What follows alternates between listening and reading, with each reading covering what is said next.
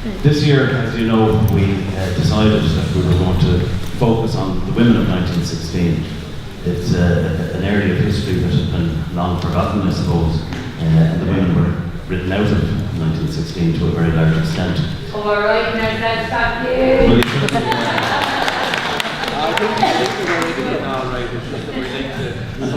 In fact, I think in recent years we're rediscovering our history and discovering new things about our history, and in particular discovering the new things about those wonderful, courageous women of 1916 who came from all sorts of different backgrounds and the heroic efforts they made, not only in terms of struggles for Irish independence and freedom, but indeed the struggle they had in terms of social causes.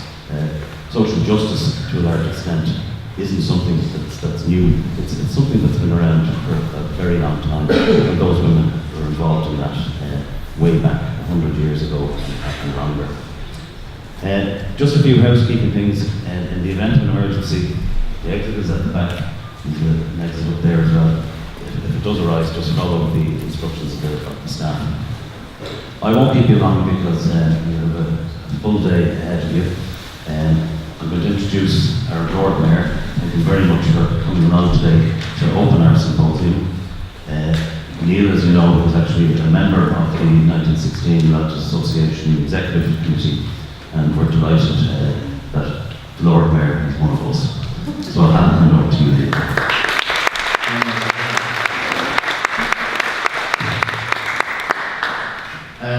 Well, I do start now sort of van show. It's a Fergal of Ian Tucker, it's Fergal of Starrule show, Dunolcoid Starrule show. This is such a historic building, and as I said in 2016 when I was here, it had been 100 years since Nial Ring had stepped foot in this building, and the previous, in 1916, 5 of them were in here being processed, as were, of course, 77 women. But just in the century, in 1916, and the great thing about the centenary of 1916, it really did bring to the fore, apologies of course, Deputy Maureen O'Sullivan is here. I just want to acknowledge her. Maureen's been a terrific supporter of all things 1916 and all the celebrations that we've done, and she's a constituency colleague of mine. But when we were growing up, we heard of Queen Maeve of Connacht and Grace O'Malley and Grace O'Malley and the likes, but you never heard of the 1916 women. And I think not because of the government's decade of centenaries, but despite it, the people of Ireland celebrated and really came out in force in 2016 to make sure that 1916 was celebrated in the fashion it should have been celebrated.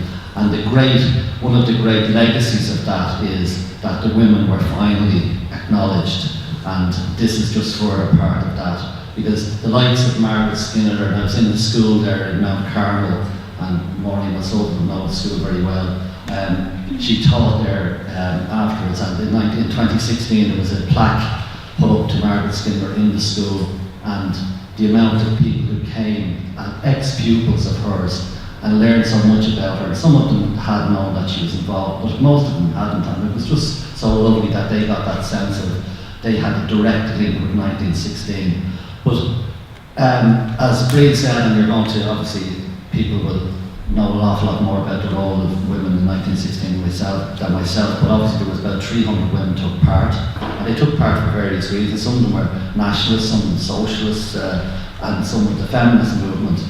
And it's quite significant that this year, as we approach the centenary of the first vote for women in the December election, December 1918, and obviously that's going to be commemorated and celebrated. And I know Liz Gillis is organising in Dublin City Hall 4 lectures over 4 weeks, I think the Tuesday afternoon, so just in November. So just keep your eye out for that, that'll be excellent. But obviously the women were organised through Cumann na Món and through the Irish Citizen Army, and one of the most significant of them, of course, was Countess Markievicz, and she was elected, as you know, in 1918, and in the first Dáil. And again, keep your eye out for a week of celebration in the Mansion House, my Southside house. Next year we're going to have a lot of commemorations around, obviously around the 21st of January, but we're going to have a lot to do with the women, and particularly Countess Markovich. And one of the things we're going to do with myself and Liz and another few people, we're actually going to put up election posters throughout the city just for Countess Markovich, just to highlight the fact that she was one of the women, well, the only woman who was elected. Winifred Carney, of course, went for election, and last, I think it was last June, the Relatives Association went to Belfast for a very moving ceremony in Milltown Cemetery to commemorate the 75th year of her death.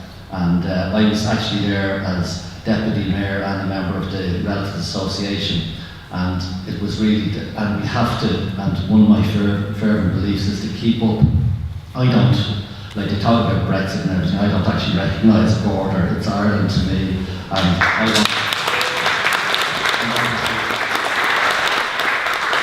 And obviously the link between Belfast and Dublin, and Deirdre Hardy, who's the Mayor of Belfast, I've had a lot of contact with her, and we're going to have much more North Belfast and Dublin connections. Look back to today, just looking at the programme, he says not being able to find it. There's some really excellent stuff, and unfortunately, one that I'm not going to be here for because I have other appointments. Mabel O'Leary talking about Williams Lane, and I know my own family had a direct connection with that because they were helping get evacuating the women around. I think it was, well, Maeve's going to know more details, but in the afternoon up to Saturday, when Pearce ordered them to move the women out, and they went down Williams Lane. But I know there's a development happening there, and that's in the middle of my constituency, and that is really going to be acknowledged within that development, and I think that's going to be very exciting. It's going to be something that people won't expect, but it's going to be really excellent, and I know Maeve has pushed and pushed on that, and it will be a testimony to her determination, and which is a testimony to, like, it just felt it's a reflection of all women's determination to make sure that the women are commemorated and celebrated, and that they're not forgotten, and well, they're really coming to the fore now, and that's excellent. And a day like today, it's just another day where we can have lectures and talks about, I see Margaret Skinner, of course, down at Williams Lane. Who was that? Dr. Kathleen Lynn. Now, if you'd ask people, that would have been a legitimate question to ask people about 5 years ago.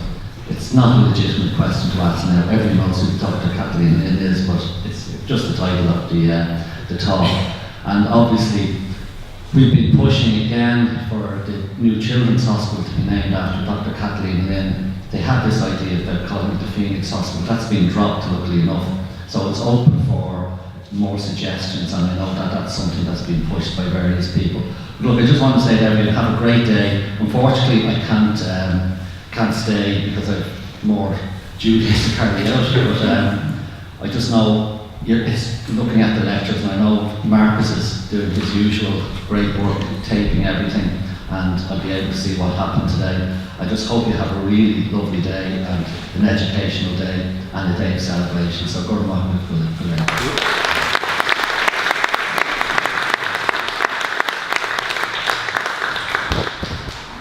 Thanks, Lord Mayor, very much for that wonderful speech.